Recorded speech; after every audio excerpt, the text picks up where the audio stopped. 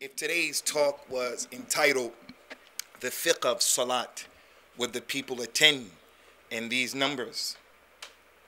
Because the Salat is something that we're dealing with every day, and it's more important in each and every one of you. It's more important than the issue of Al-Khawaarij. Because the issue of the Khwaarij is part of the religion, and Allah commanded in the Qur'an, "Udkhulu fi silmi kaffatan." Come into this religion wholeheartedly. Embrace everything from this religion. Don't be of the people who say that this is important and that's not important. Every aspect of the religion is important. But unfortunately, the priorities amongst the Muslims with our ummah is that the sensationalized topics, they get a lot of attention. Now, no doubt, the Khawarij is an important issue today with all the fitna and the fasad that's going on. No doubt. But much more important than the Khawarij to everybody here, without any exception, Abdul Mu'min, everyone here, is the issue of the fiqh of as-salat, the fiqh of al-wudu. So, with that, we ask Allah subhanahu wa ta'ala to make us of those people who are upon that sunnah of the Nabi sallallahu alayhi wa sallam, where we give concern and priority the way those companions gave concern and priorities to the issues. We want to mention, Ikhwani, concerning the Khawarij, Rasulullah sallallahu alaihi wasallam warned about many deviant groups because revelation came to him. Some of those groups, he warned about them based upon their characteristics, but he didn't name them as such. He told us, sallallahu alaihi wa ala alihi wasallam, لا يتكين أحدكم على أريكته يأتيه أمر مما أمرت به أو نهيت عنه فيقول لا أدري ما وجدنا في كتاب الله اتبعناه. Don't any of you recline on your couch.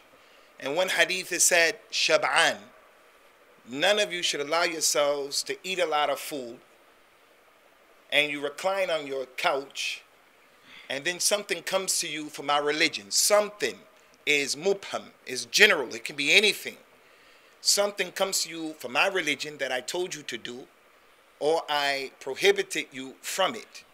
And then the person, when that thing is brought to him, he says, I don't know. You know, that's from the hadith. That's what the Prophet said to do or said not to do, sallallahu alaihi wasallam. So I don't know. That's sunnah, the hadith, I don't know. But if you bring me the Qur'an, I'm going to follow it. So he warned against these people, and these people today are called the Qur'aniyin. The people who say, bring us the Qur'an, but as for the Sunnah, even if it's in Bukhari and Muslim, I don't know the Hadith al-Ahad, we may take it, we may not take it. This Hadith doesn't go along with my understanding. Bukhari, Muslim, and these Ahadith, you can play with them. So he described those individuals, but he didn't call them Qur'aniyin, sallallahu alaihi wasallam. He gave them some characteristics. And then there are some groups that he specified and he mentioned their names. He mentioned their names. Like his statement, sallallahu alaihi wasallam, al-qadariyatu majusu hadil ummah. The people of the qadr, those people who say Allah doesn't know what's going to happen until it happens, they are the Magians of this ummah. So he called them the qadariyah. And they sprouted their heads during the time of the companions, radiyallahu anhum. They weren't there during the time of the Prophet sallallahu alaihi wasallam, but they were there during the time of the companions, radiyallahu anhum. He called them by their names. And the Khawaarij as well, he called them by their names. He says, sallallahu alaihi wasallam, al-Khawaariju kilabun nar. The Khawaarij people are the dogs of the hellfire. So this is a group that he gave special concern to, sallallahu alaihi wasallam, and he mentioned a lot of hadith about their descriptions, and there are many. And the authentic hadith of that illustrious, tremendous companion, Abu Sa'id al-Khudri, radiyallahu anhu, one of the companions who narrated the majority of the hadith, is from the ulama of the companions, and what was collected by Imam Al-Bukhaari and Muslim, after one of the wars that took place, Rasulullah sallallahu alaihi wasallam started to give the money to some people who are new to Islam. Some of the chiefs of Quraysh, important personalities from Quraysh, and he didn't give anything to the companions. So when he distributed the distribution according to his hikmah, according to his justice, according to his ijtihad, sallallahu alaihi wasallam, some of the people got upset from the companions, and they said, why is it that the leaders of the Quraysh, the troublemakers and the criminals from Quraysh, why are they getting all of the spoils of war and we don't get anything? The Prophet sallallahu alaihi wasallam, knowing that these people who said this were some companions, they made sacrifices with him, they have to be with him, so he could have left it without any explanation, but he's dealing with human beings, and he's a person who has hikmah. He sallallahu alaihi wasallam explained to them. He said, you know, I'm doing this so that I can make the ta'lif of their qulub, so that these people will be inclined to Islam. Al-Aqra ibn Habis, that was a big man in Jahiliyyah. If that man comes into Al-Islam, there are 8 people who can receive the zakat. Non-Muslims can receive the zakat. The one who you feel he's inclined to Islam, you can give him your zakat money. So he was from one of them. He said, I gave him the money to make them more inclined to Islam. And they ultimately came into Islam as well. Radiyallahu anhum, those 4 people. Anyway, after mentioning that, the man came in the famous hadith. His laqab is Dhu Khuwaysira. He came, he had a bald head, he had a protruding forehead, he had big eyebrows, he was looking very mean and very angry, which doesn't mean anyone who has a bald head is from the Khwaarij. It doesn't mean anyone whose eyebrows grow big is from the Khawaarij. So don't be of the people who take the other extreme side. He had all of these characteristics. He came in, he said, Ittaqillah ya Muhammad. Hey Muhammad, you fear Allah in this distribution. This is a distribution that the face of Allah wasn't intended. You didn't want to be fair. You were not dressed. You were not just. Rasulullah told that man, sallallahu alaihi wasallam, wayhak, woe unto you, woe unto you. Man yati'illah idha asaytuhu. Who from amongst you has the ability to fear Allah? Who has the ability to have the obedience of Allah if I'm disobedient to Allah? He said, do you believe that Allah, the Allah, would trust me? He would make me ameen. Allah trust me to take care of the people of the earth, and the people of the earth don't trust me? The companion Khalid ibn Walid, he said, Ya Rasulullah, let me chop that man's head off. If the Prophet ﷺ was an individual who loved to see blood spill, he would have killed a lot of people. A lot of people. If the spilling of blood comes as a result of emotions, as a result of mistakes, as a result of every non-Muslim, every individual makes a mistake, doesn't mean his blood has to be shed. The shedding of blood is a serious issue in the deen of Allah. It's a big issue. It's not a small issue.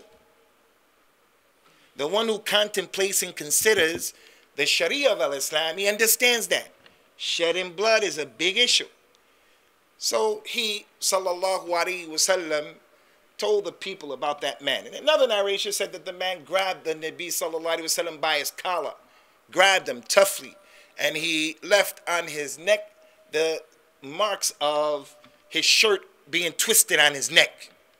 Now, I think many of us, if someone pushes you out of the way, if someone grabs you, if someone treats you like that, most of us are not going to fall back. Most of us are going to have something to say. It could come from that izzah and that kibr that's from shaitan. It can.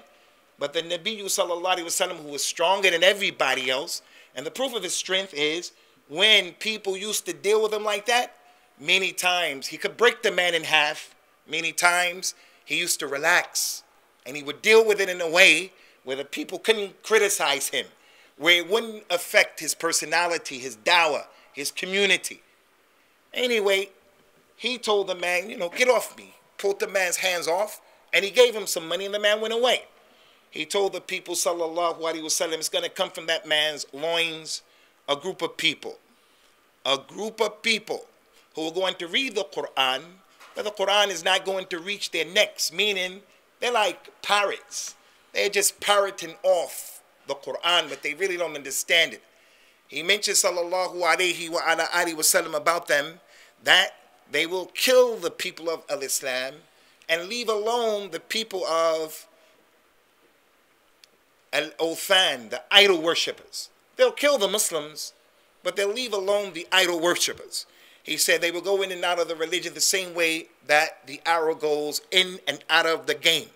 And then at the end of this hadith, he said, لَإِنْ أَدْرَكْتُهُمْ لَقْتُلَنَّهُمْ قَتْلَ عَادٍ. If I were to catch them, if they were living during my time, I would decimate them and I would kill them. I would fight against them the way the Ad people were destroyed. I wouldn't just destroy them. I would totally annihilate them the way that Allah Azza wa Jalla annihilated the people of Ad. Now he had the ability, sallallahu alaihi wasallam, to kill that man right then and there. If that's the case, Ya Rasulullah, sallallahu alaihi wasallam, it's going to come from that man's loins in the future. And that hadith is a dalil why we believe in the qadr. Because he told him about something, he told us about something that was going to happen in the future. And wallahi, it happened. Why didn't he kill him right there? To stop it at that particular time.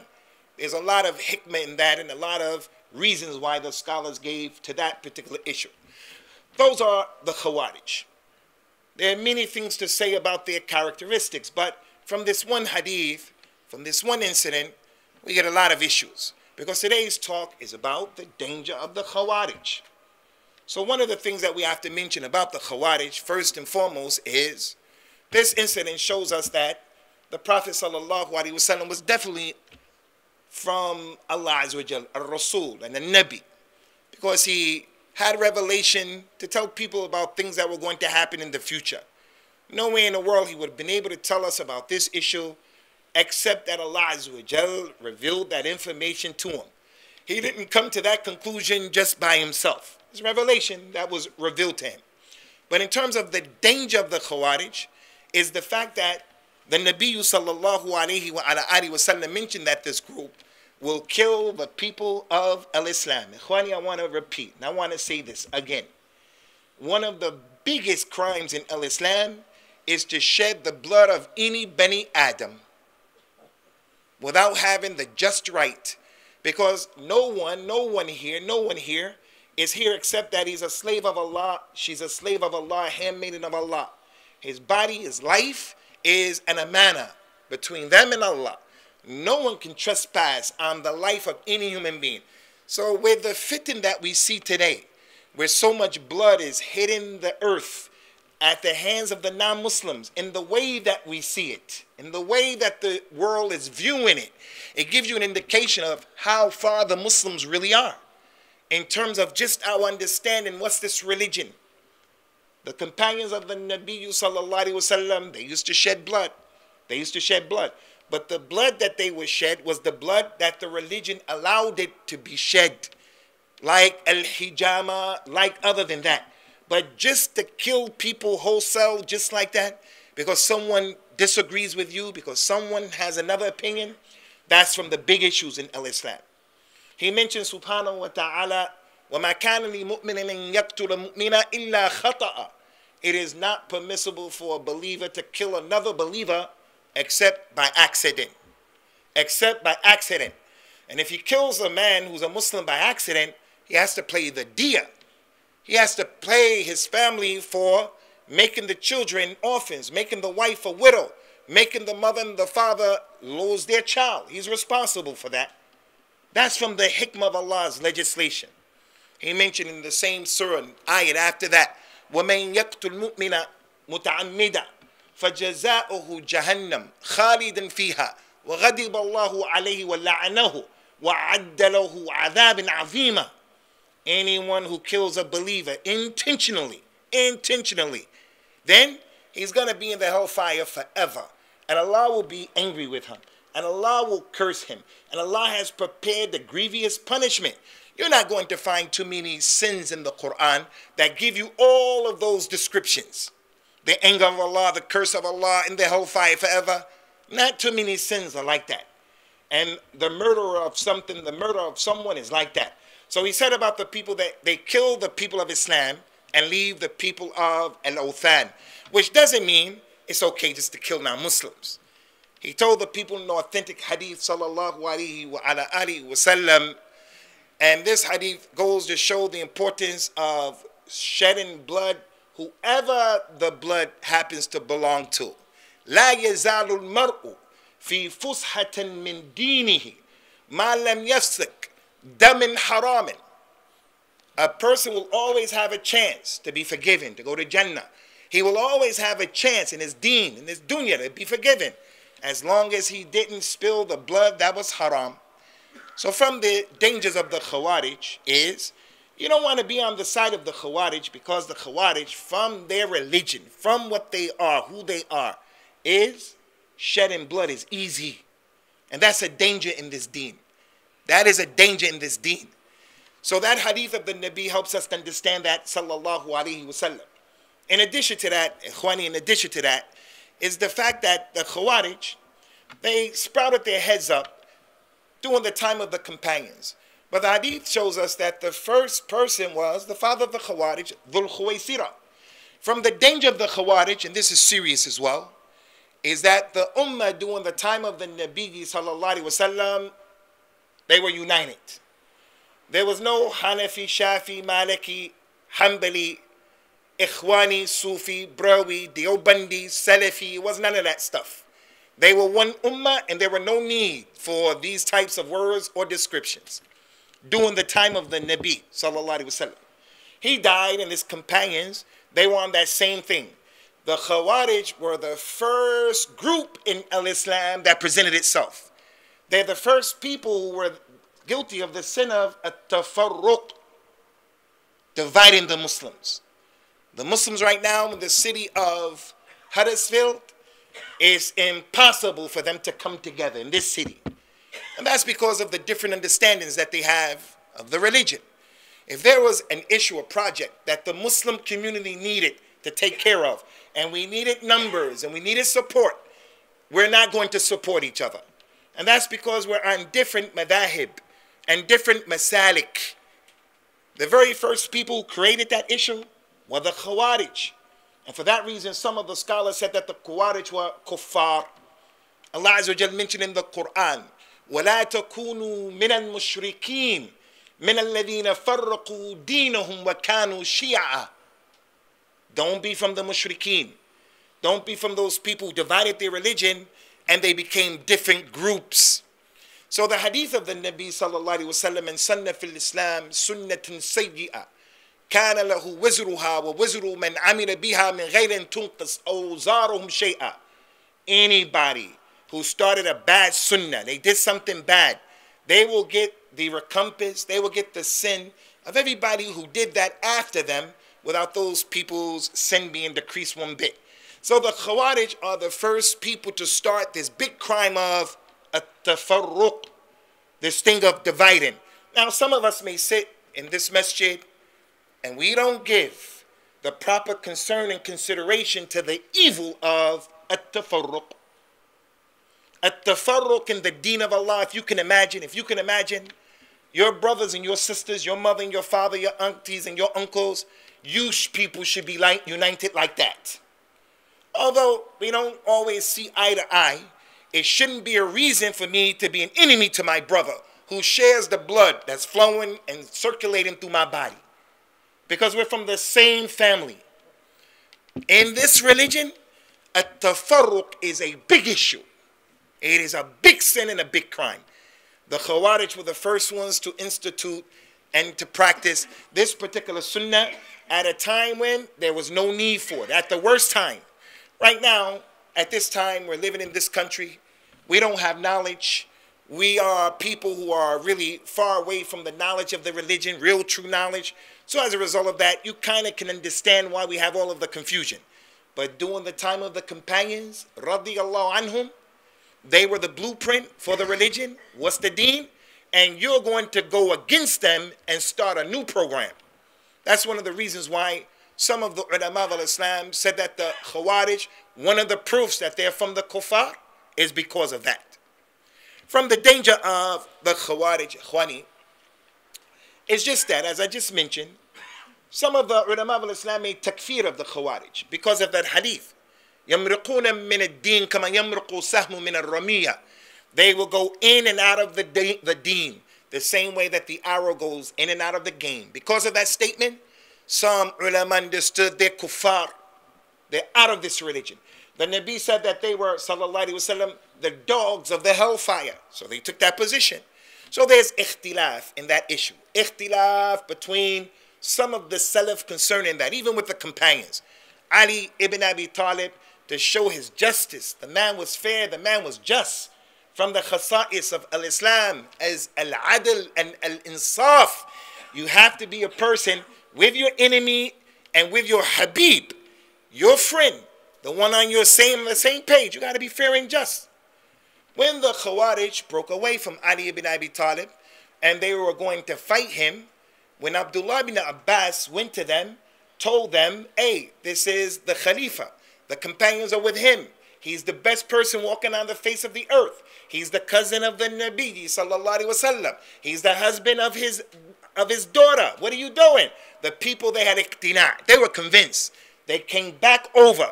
When they came back to Ali's side, Ali didn't kill those people. Ali didn't kill them. Ali understood these people are youngsters, as the Prophet described them sallallahu alaihi wasallam. Hudathal asnam, sufahal ahlam. They were young and immature, and they had crazy ideas. So when they came back, he forgave them. He gave them al-afu.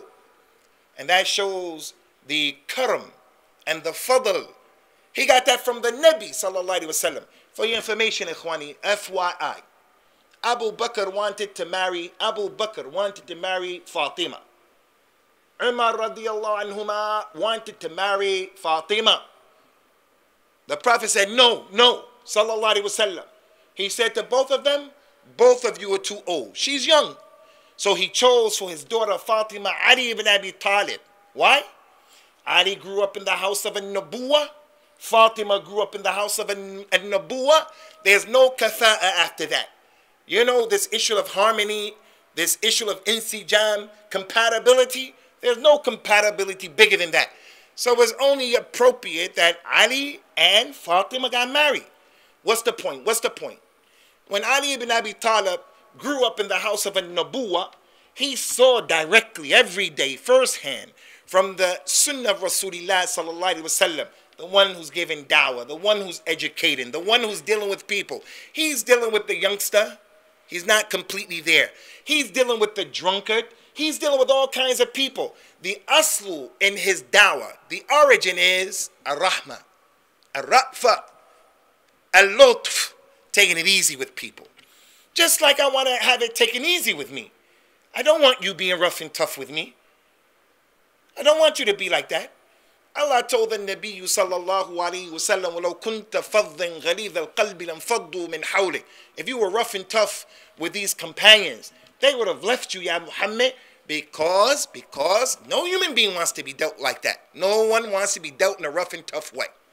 And I always mention, and I will continue to mention, inshallah, from the ulama of our era, the ulama of al-hadith, the ulama of the sunnah, the ulama of al-fiqh, the ulama of the fiqh al-waqi', from the ulama who was a nasih, ameen, nahsabuhu kadhalik, to this ummah, Shaykh Nasir ad-Din al-Albani. Al-Albani used to say over and over and over and over to the people who used to come and listen to him.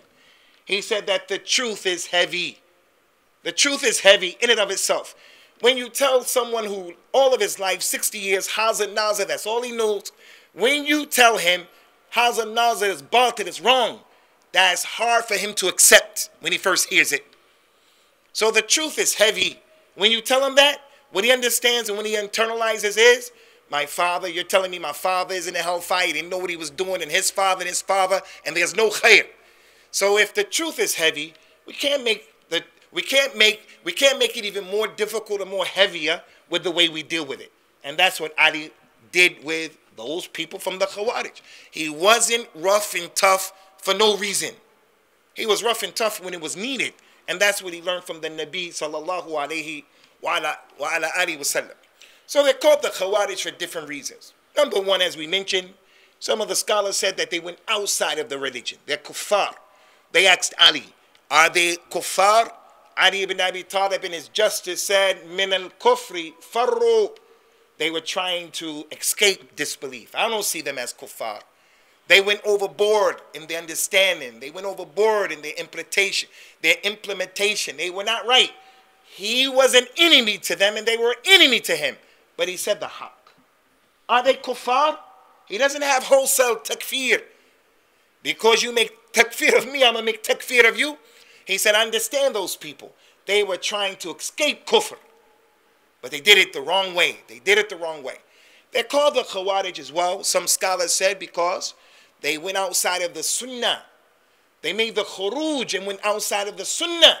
The Sunnah is telling them the companions are the best people. And they said no. The Sunnah was telling them, don't make takfir of a Muslim. When you say to a Muslim, ya kafir, that word is going to go on him or you. Don't do that. Don't put people outside of this religion. The Sunnah was telling them, this way of existing and behaving is not right. You're too rough. You're too tough.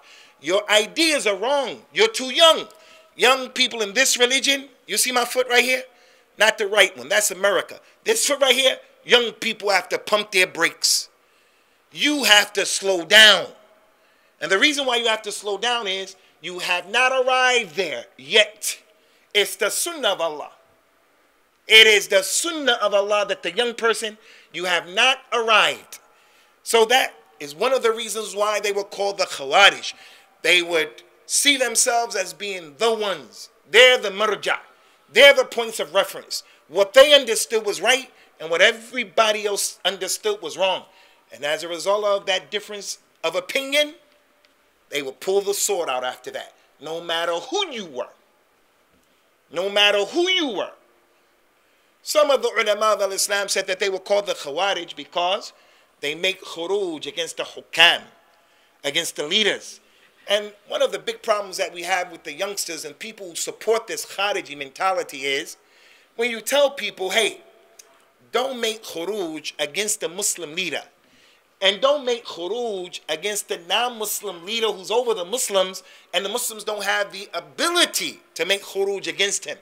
They understand from that statement that you support the non-Muslim leader, Gaddafi and Saddam Hussein. You don't support them. You're telling them scholars have the ability to weigh the benefits against the harms. And based upon that, they make decisions and they make rulings. Ulama have that ability. Young people don't have that ability. Most people don't have that ability. Scholars, because of their insight, because of their experience, when they first start out, they may not have that because they're young. But as they get older and older and they deal with these issues, they're exposed. They have the ability. The Khawaarij are those people who, as you're going to see, inshallah, they have a really low opinion about other people. They will kill their mother or their father, their brother, their sister, their cousin. They will kill their own cousin. And they would do it making a taqarrub ila Allah, getting close to Allah. Then what do you think about the scholars? Someone in this masjid right now can exist, believing and understanding, hey, you know those scholars that you're talking about, scholars, he puts his thobe on the same way I put my thobe on. He puts his pants on the same way I put my pants on. He puts his socks on the same way I put my socks on. His shoes the way I put my shoes. And he talks like that.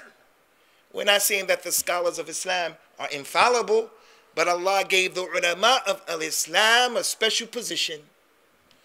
Not a position to be blindly followed. When they make a mistake, we listen, we follow them. But to respect them, it's like your mother and your father. It's like your mother and your father. My mother is a non-Muslim. My father is a non-Muslim. If one of them stepped into this masjid right now, I'm going to respect them. Why? Because that man is responsible by Allah's permission, and that lady is responsible, nasallallahu yahdiyahuma, they're responsible for my life. So Islam doesn't allow me to deal with them anyway. The scholar is like that. You like your mother and your father. But the one who has that Khariji mentality, it doesn't make sense to him. What makes sense to him is, the ruling is only for Allah, and that's it. That's what makes sense. The ruling is only for Allah, and that's it. So those are some of the reasons why the ulama call them the Khawaarij. When we talk about the danger of the Khawaarij, Ikhwani, I want to share with you a hadith, tremendous hadith. It was collected by Al-Imam Al-Bukhaari in his Tarikh. And it's an authentic hadith. Al-Imam Ibn Hibban also brought this hadith in his Sunnah. And Al-Imam Al-Albani rahimahullah ta'ala graded the hadith as being authentic in his silsila. Hudhayf ibn al-Yaman radiyallahu anhu wa ardahu, he said that the Nabi sallallahu alaihi wasallam told his companions, listen to this hadith about the awliya. He mentioned to his companions, أخوف ما أخاف عليكم رجل قرأ القرآن حتى رؤيت بهجته عليه فانسلخ منه ونبذه وراء ظهره وسعى إلى جاره بالسيف ورماه بالشرك. قال حذيفة رضي الله عنه يا رسول الله أيهما أولى بالشرك الرامي أو المرمى؟ قال صلى الله عليه وسلم بل الرامي. He told Abu Bakr, Uthman, Ali, Ukasha, Bilal, Zayd ibn Thabit, and those companions, awliya. He said, the thing that I fear the most for you people, the one that I fear the most for you, the thing that I fear the most is a man who read the Qur'an, memorized the Qur'an. He has knowledge. He has knowledge. He memorized the Qur'an. Another narration said, رَجُلٌ قَرَى الْقُرْآنِ وَكَانَ رِدْءً لِلْإِسْلَامِ. The man read the Qur'an and he supported Islam. فَانْسَلَخَ مِنْهُ. And after reading the Qur'an and supporting Islam, he left the Qur'an. He left what he learned. He left what he was reading. He left it. And then after, he put it behind his back. And then after doing that, he took out his sword. And he went to his neighbor with his sword. And then he accused his neighbor of making shirk. And he fought against his neighbor. Hudhayfa, when he heard that hadith, he said, Ya Rasulullah, which of the two should be described as a mushrik? Which of the two does the shirk have the most right to fall on? The one who's accusing, the one who has supported Islam, the one who read the Qur'an. Which one? Is it him or the accused?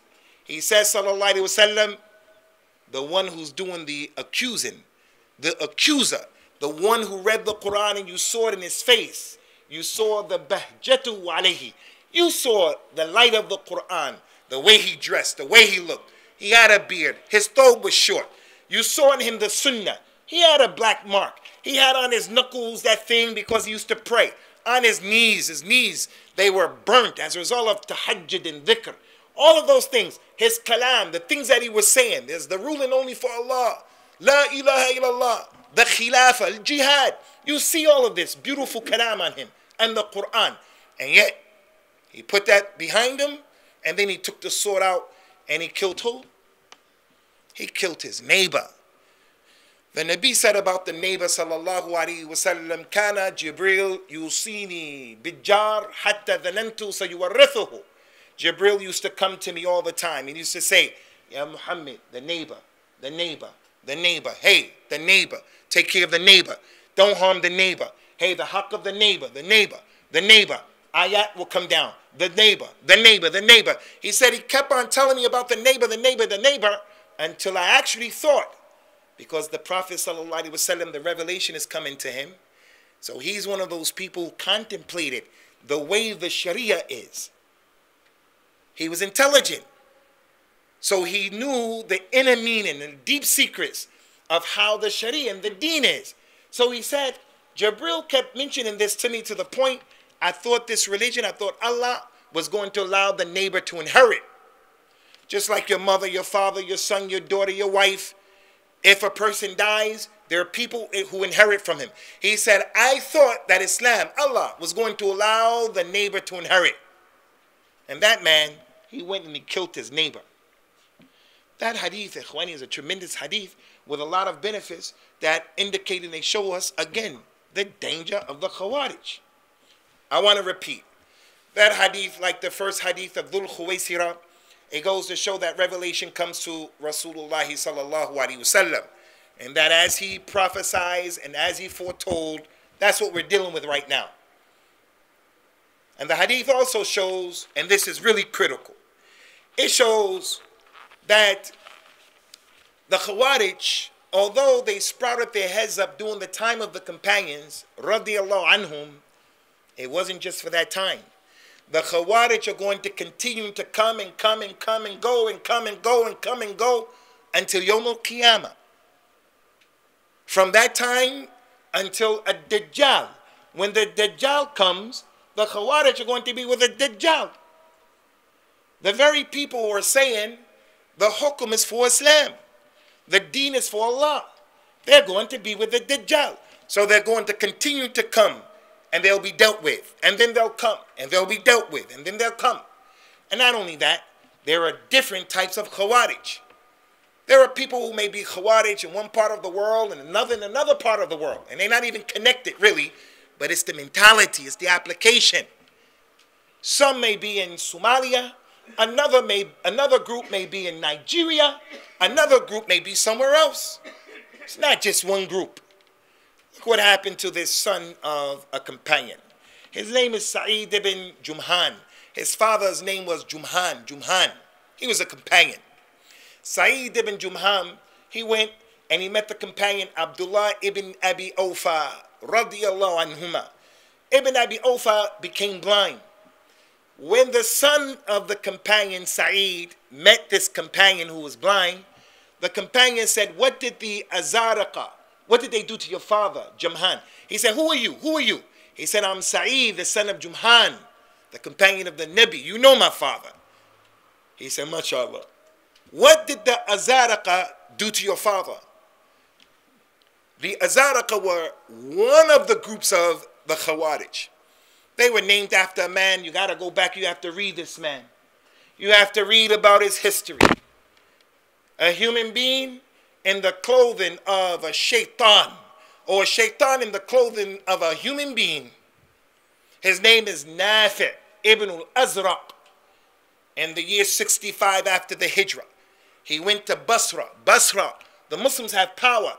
He was one of the Kharij, the leader of them. He overtook Basra.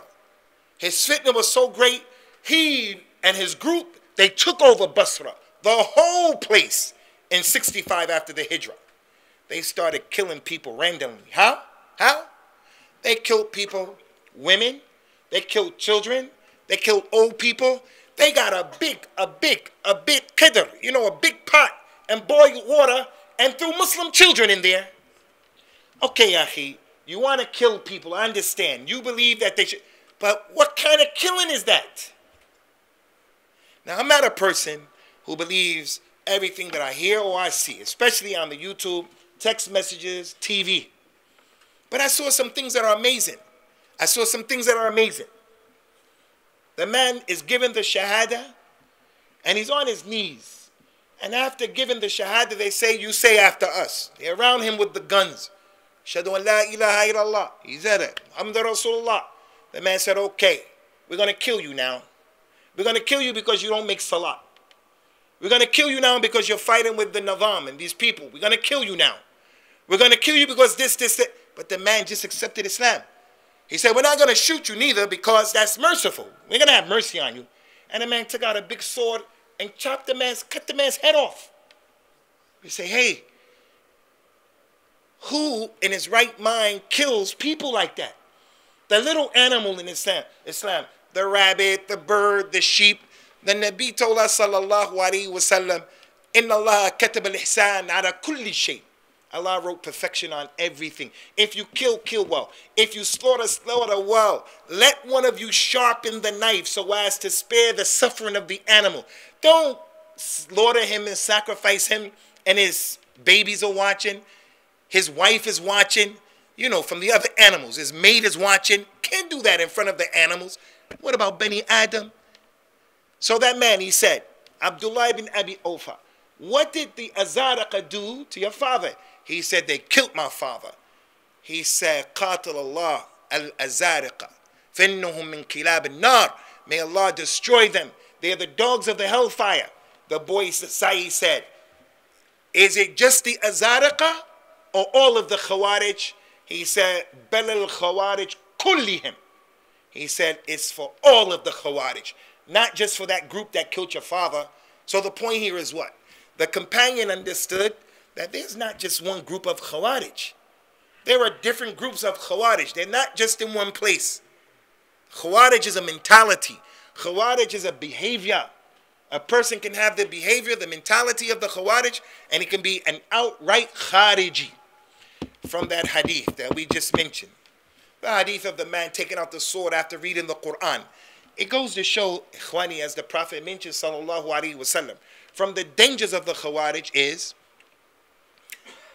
if you don't have knowledge, and you're not connected to people of knowledge, and you're making decisions based upon your hawa, your emotions, then it's easy to get tricked by the Khawārij, because they read the Qur'an, because he defended Islam. The hadith said that. In another hadith, he says, sallallahu alaihi wasallam, tahquruna salatakum inda salatihim wa siyamakum inda siyamihim. He said, you know, to the companions, your salat and your siyam, you're going to see it as being small and insignificant to theirs. Abdullah bin Abbas, when he went to debate the Khawārij, doing the fitna with Ali, he said, as I got close, I saw those people praying. I heard them making dhikr of Allah. He started describing them. They had big black spots on their heads because they were burning themselves from the salah. He said that their knees were like the knees of camels. So many sajdas, so many ruku', so much. So the one who doesn't have any knowledge, he says what we heard today at our lunch table. We were eating, and the young brother, may Allah Ta'ala give him khair, he said, you know, here we are eating all of this food, and we are filling our stomachs, and some of our brothers are going overseas, and they gave up everything. They gave up opulent lifestyle. They gave up this country. They gave up this way, and they would have made sacrifices. That's the danger of the Khawārij. The danger is that the Khawārij is not, he doesn't appear as an immoral person, smoking, drinking. He doesn't appear like that. He appears like someone who's practicing the religion. So the Muslim, what he has to do is, he has to weigh what people are saying, and he has to also look at what they're doing, and he has to do that based upon the Kitab and the Sunnah. If he doesn't know the Kitab and the Sunnah, he has to do it using the help of the people who know. Now look, from the problem with the Khawārij, the danger of the Khawārij, is that that man who read the Qur'an, he can't change the Qur'an. The Qur'an is Fabit. The meaning is Fabit. Allah Ta'ala mentioned, Inna nahnu nazzalna al-dhikr wa inna lahu lahafidhun. We sent down this Qur'an, and we're going to protect the Qur'an. No one can come and change the Qur'an. That man, that the Prophet was afraid for his ummah, from that man, sallallahu alaihi wasallam, he can't change the Qur'an. The Qur'an is there. But he changes the meaning of the Qur'an. He gives a tafsir of the Qur'an that's not the correct tafsir. He takes ayat that Allah revealed on and because of the mushrikeen, and he puts them on the Muslims. There's an ayat that says, فَقْتُلُ الْمُشْرِكِينَ حَيْثُ وَجَدْتَمُوهُم. Kill, slaughter the mushrikeen, wherever you find them. So he justifies this ayat that was revealed on and because of the people of Quraysh, and the people were like the people of Quraysh. This ayat is talking about mushrikeen. It's not talking about the Muslim who's making a mistake, the Muslim who doesn't agree with you. So he'll take that ayat and he'll put it on the Muslims. How does he do it? How does he do it? I can give you a lot of examples. One example is, he doesn't like me. He doesn't like me. So as a result of not liking me, he'll blow me up and blow you people up as well, because I'm a mushrik, and because you came to listen, you're a mushrik. That ayat was not revealed on me, and it wasn't revealed on the people here. Who does that? Who does that? That man who read the Qur'an, he takes the ayat of the Qur'an that were revealed for the hukam of Islam. It's revealed for the Muslim leaders, like the command of Allah Ta'ala. Ati'u Allah wa ati'u Rasul wa ulul amri minkum. Obey Allah, Muslims, and obey the Messenger of Allah sallallahu alaihi wasallam, and obey those who have been put in authority from amongst you, meaning the hukam and the ulama. So the Khawārij guy here in the UK, or in the UK, this ayat, obey those who have been put in authority over you, he takes that ayat and he says, this is talking about us. So I take the bay'ah, I established the hudud, cut people's heads off, cut people's necks off, because the ayah said, obey those in authority. I'm in authority, we're in authority, so we're going to do this. So that man, he doesn't change the Quran because it can't be changed. It's divinely protected, but he changes the meaning of the Quran, and he gives a tafsir and the ta'wil explanation of the Quran that is far away from the Quran. As a result of that, the Nabi sallallahu alayhi wa ala alihi wa sallam, he was extremely concerned. So he warned his community, sallallahu alayhi wa sallam, from this type of characteristic in this particular action. From the second hadith that we mentioned, the Nabi sallallahu alayhi wa ala alihi wa sallam, in telling us about this individual, ikhwani, when the people take the Quran and they apply the ayat in the wrong way, it's done because of two reasons. And we see this when we talk to people. It never fails. It's done because of lack of knowledge and because of desires. A person doesn't understand, so he'll give an interpretation. Or he has desires, his own desire. He has a personal agenda. I'll give you an example. We find with the Khawaarij that the Khwaarij, in terms of fiqh and in terms of aqidah, they're not on one thing. They change from ruling to ruling as it fits them in their situation. They adjust. When we used to warn the people about the actions of the Qaeda. Now, I'm not an individual that believes everything that the newspaper says. Every time they say a Qaeda did this, a Qaeda did that, I don't necessarily believe or disbelieve. I have to study the situation and see what comes. But there is a group of Muslims and a tanzeem and a group called Al-Qaeda. There is. Be in no doubt about that.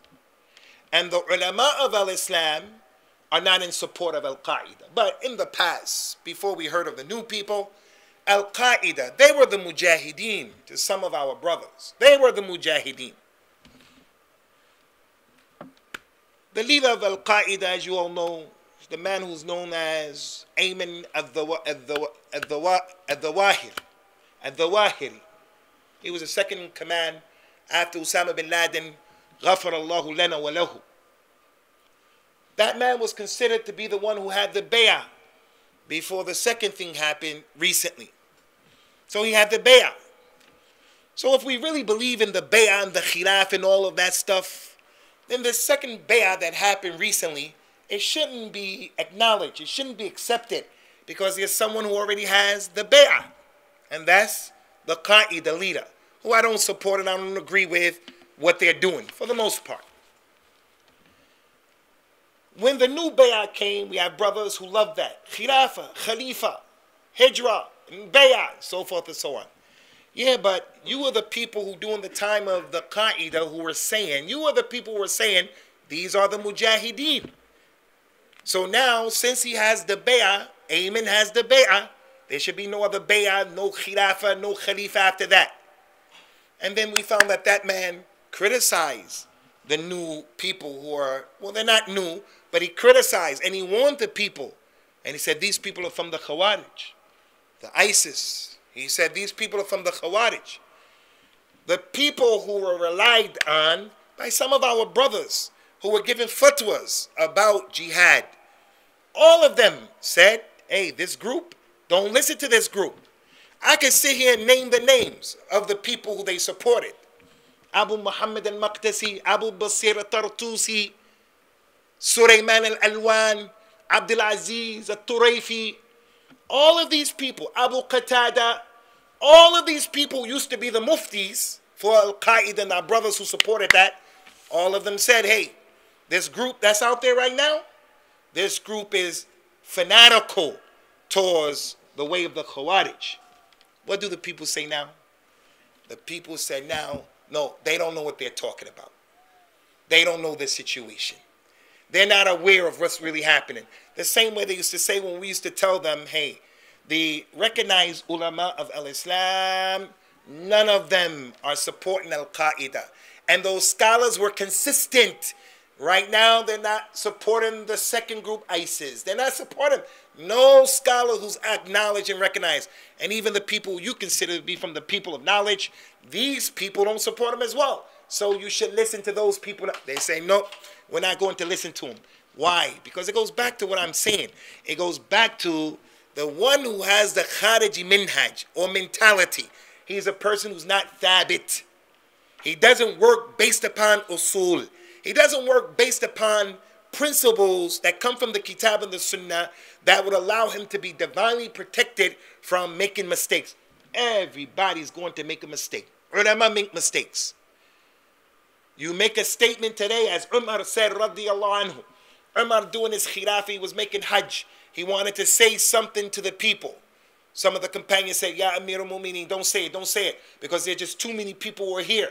They'll take your words and go back to where they come from and misinterpret and misunderstand. Don't say it. Wait till you go back to Medina. And then when you say it in Medina, you're with the ulama, the fuqaha. They'll understand it correctly, and then it'll spread the correct way. Umar was appreciative of that advice. He said, Umar said, for a person to make the rujur, he comes back from a mistake, it is a fadila. It is a virtue that you took a position that wasn't correct, but then you change your position. He said this is a good sign. It's better than a person remaining in falsehood and he's trying to fight and support and establish the falsehood. So what's the point of all of that? The point of all of that is you will find, Ikhwani, that the way to be established and protected in this religion is by knowledge, is by learning your religion. We will not be able to protect ourselves from the fitna of a Dajjal if the person doesn't have an idea, concept, the background information. Who is he? What does he do? The person doesn't know who Allah is. He won't have the ability because he doesn't have the background. But if he has the background, he's not going to be inquisitive. He's not going to go try to find anything out. He sees everything has fallen into place of what the Prophet said, sallallahu alaihi wa ala alihi wasallam, and he acts accordingly. He acts according to what he understands. If you don't have that knowledge, and we don't have that knowledge, then look and see and ask, what are the scholars saying? What are the ulama saying and what are they doing? What is so difficult about that equation? And don't be like the people who can sit and easily just say those statements. The scholar is just like me. The scholar is being paid off. The scholar has pressure upon him. Why is it that when those people were your scholars that you used to listen to and they used to give fatwas about jihad and killing people, they were your scholars. Now they say what you don't like, so you say, well, that man Abu Qatada is in prison. He's being forced to say it. Those other ones, they don't really know the situation. Every time I hear what I don't like, I come up with one of those excuses. I hear something, I see something, and then I say, how do you know it's true? How do you know it's true? It's false propaganda. Okay, how do you know that it's true? That the ruler did this or the ruler did that? Maybe it's false propaganda. Why do we have those double standards? That's not the way of the Muslim. The Muslim is the individual who he exists with principles. He exists with principles. And those principles help him to stay established.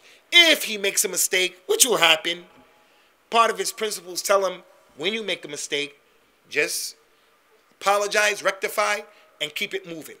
But you'll be one of those people who make less mistakes than the majority of the people, and that's because you have principles. So we're going to stop here at 9:10. The adhan is in 5 minutes, inshallah azza wa jal. We give you brothers an opportunity to ask a question concerning this topic. I think the reason why our brother mentioned at the beginning, Jazahullahu khairah, if you have a question, then ask it with adab. I think he mentioned that, and because from experience we know these types of topics, they are the topics where people are listening to you and they don't hear what you're saying. They think that you're making a personal attack on them. I don't believe everyone who's connected to Qaeda, everyone who's connected to Boko Haram, everyone's connected to Shabab in Somalia, everyone connected to ISIS. I don't believe every person is evil and he wants evil. I believe we have some innocent people who left the UK, trying to fight against the Syrian regime, trying to help the Muslims of Syria. But that situation became confusion. So now the different groups are fighting each other. So the young person, he finds himself over there. He went to fight the Syrian regime, the same way that Jewish citizens of the UK, American Jewish citizens, they go to Israel and they train in the army. The same way the Muslim here wants to go to Syria to help to deal with the non-Muslim regime. But when he gets there, he sees Al-Qaeda is fighting ISIS, ISIS is fighting Jabhat al-Nusra, and they're fighting against the Ilmaniyin. The Ilmaniyin are with the Tashayyu', people of a Tashayyu' are with the Ba'thiyin. So the person says, hey, I want to go back home. I want to go back home. Not because I'm scared. I want to go back home because I don't want to participate in killing Muslims. This is further confusion. But when he comes back home, the government here is not going to treat him the way Ali ibn Abi Talib treated those young people who came back to Ali's side. When he comes back here, if he comes back here, he's going to prison. She's going to prison. Their life is done. So don't think for 1 minute that we're with the people against the Khilafah, against the Khalifa, against our religion. In any aspect, we're not against our religion. If a person is going to study 40 hadith of Imam al-Nawawi, that simple classic work, he's going to have to deal with the issue of al-Jihad. Ra'sul Amr al-Islam wa amuduhu al-Jihad wa dhurrat sanamihi. Ra'sul Amr al-Islam wa amuduhu Salat wa dhurrat sanami al-Jihad fi sabilillah. When he comes to that hadith in 40 hadith, he's going to just jump over it. Can't jump over it. He explains it, but he explains it with knowledge, and he explains it with the right way. The head of the affair is al-Islam, the Shahadatain, and the pillar of the affair is Salat. It's the most important thing in this religion after the Aqidah. And the peak of the matter is Jihad in the cause of Allah. So when he's teaching 40 hadith, he comes to that hadith, he's going to jump over it because that's mentioned? No, we got to teach it. But we have to teach it in a way that's corrected, in a way that's going to be beneficial. Not in the way where we're just screaming rhetoric and we're destroying our lives and the lives of the people. We're being responsible for delaying the spread of Islam and the development of al-Islam and the taqaddum. You know how Islam was going forward. 20 years, this religion was going forward. And now, any and everything that happens, somebody cut a lady, I don't know if they cut her whole head off. I just heard about it today in London. The son puts Muslim convert, beheads a woman in London. Now they find out the man was Majnoon, had nothing to do with al-Islam, but the ammunition is there for that type of statement and claim to be made. And many people will believe it because we do have people who believe that's our religion. That's not our religion. So my advice to you all is get knowledge of the religion from the proper people and the proper sources. Those people have been endowed and blessed with knowledge of this religion. Have a good opinion about the ulama and don't be maghrur with your own self.